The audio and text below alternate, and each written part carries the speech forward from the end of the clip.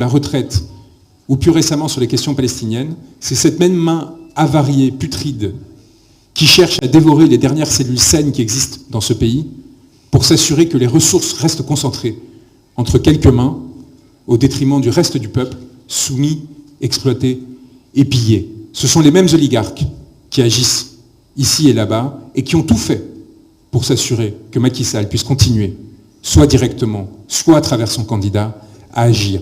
N'oubliez jamais comment M. Ba fut reçu par la France après les événements de juin 2023, avec les honneurs par le Premier ministre, pour l'introniser comme le candidat de ce pays, ici, au Sénégal.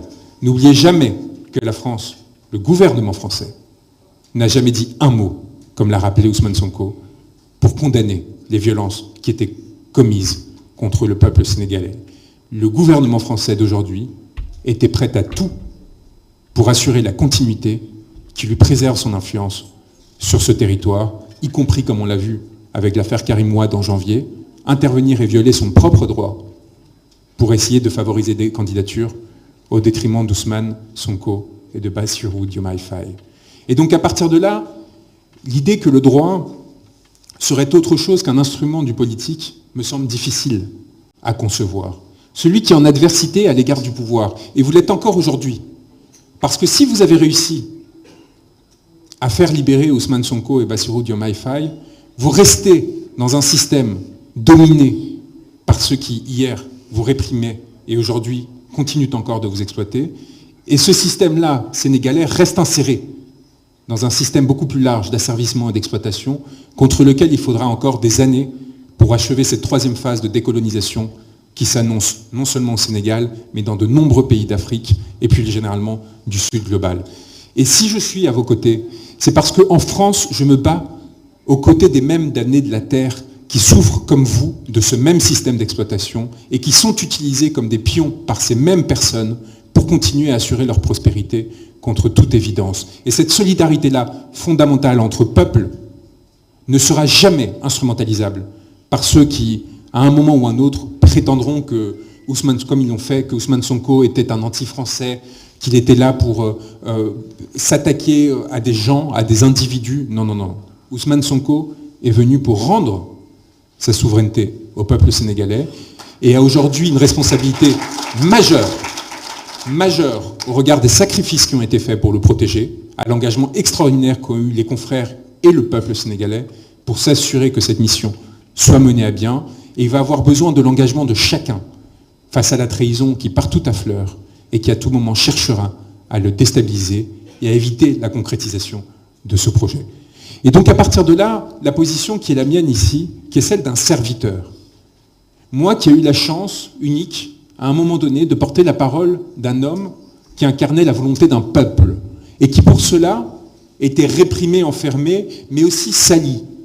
Et n'oublions jamais que peut-être le plus grave qu'a connu ce pays n'a pas été tant la détention et l'emprisonnement de ses principaux représentants politiques, de la mutilation et les violences commises à l'égard de simples citoyens comme Pape Abdoulaye Touré, c'est peut-être la salissure que l'on aura tenté d'infliger à cet homme pour des raisons politiques. Je n'oublierai jamais, et je tiens à ce que ce soit su par tous, et ces mots vont vous heurter, mais il faut que vous les entendiez. Lorsque, plaidant devant la Cour de justice de la CEDEAO, sur invitation de l'un de mes confrères, craintif déjà d'une institution à laquelle je n'avais nulle confiance, j'ai entendu le juge ivoirien, M. Ouattara, commencer à parler du sperme frais retrouvé sur le corps d'Adji Sarr. Lorsque je l'ai entendu dire ces mots et tenter de dégrader de la sorte un homme qui était déjà emprisonné, qui avait réussi à établir son innocence, y compris devant un tribunal fait pour le condamner, car il faut rappeler ce miracle, d'avoir réussi à établir l'innocence d'Ousmane Sonko face à des juges dont il était exigé qu'ils le condamnent. Cet homme innocenté, qui voit sa parole portée par deux confrères, dont mon éminent Clédor Cirelli, respecté dans toute l'Afrique de l'Ouest, se retrouve devant une instance internationale où l'on entend cet homme prononcer ces mots. Je veux que tous les Sénégalais le sachent, pour qu'ils sachent à quel niveau d'indignité nos ennemis sont arrivés, pour qu'ils sachent à quel niveau d'indignité ces institutions supposément internationales, censées servir la souveraineté des peuples ouest-africains, sont arrivées pour nuire à un homme et à un peuple et légitimer leur démarche que rien ne pouvait légitimer. C'est face à ce monstre, aujourd'hui, que vous vous battez et que vous aurez à vous battre. C'est face à ce monstre, aujourd'hui, qu'Ousmane Sonko et son gouvernement ont à se battre. Et il faut que vous soyez très attentifs à ce que la capacité que vous avez eue à subvertir l'humiliation que l'on a tenté de vous infliger. Cette humiliation qui est le principal instrument politique des dominants. Cette humiliation qui est la pire trace que la colonisation ait laissée. Bien plus grave encore que les coups de fouet, que les exécutions, que les violences physiques. La tentative de rabaisser, de mettre à bas. Cette tentative que l'on a cherché à nous affliger à tous pendant cette procédure et pendant ces années. Encore aujourd'hui, dans des commentaires dans la presse inacceptables au sujet de cette conférence.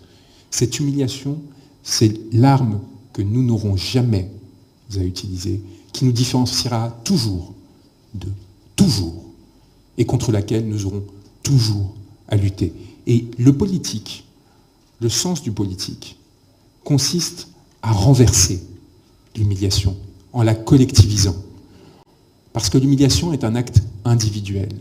On essaye de vous isoler, de poser sur vous un stigmate, de rompre le lien qui vous unit aux autres opprimés. Et ce faisant, vous désactivez et vous effondrez politiquement. Et la fonction du politique et la noblesse du politique, c'est de réunir ces opprimés.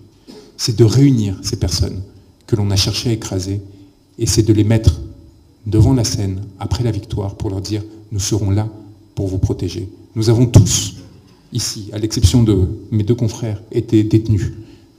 C'est symboliquement très important que nous soyons aujourd'hui devant vous et devant ces caméras pour pouvoir vous dire non seulement que nous avons vaincu, mais que nous serons là pour vous, et quoi qu'il arrive, du côté des oubliés de l'histoire, pour les protéger contre tout excès que quiconque chercherait à sur lui appliquer. Je voudrais vous remercier d'être là en conséquence, parce que votre présence nous permet de collectiviser ce sentiment, de nous rendre compte que nos efforts n'ont pas été vains, et de continuer à servir avec cette force qui nous a menés jusqu'à vous, et qui continuera à nous mener là où on nous demandera de l'aide, là où des humiliés réclameront qu'un regard les rétablisse dans leur dignité et leur rende cette souveraineté qu'on leur aura volée. Merci beaucoup.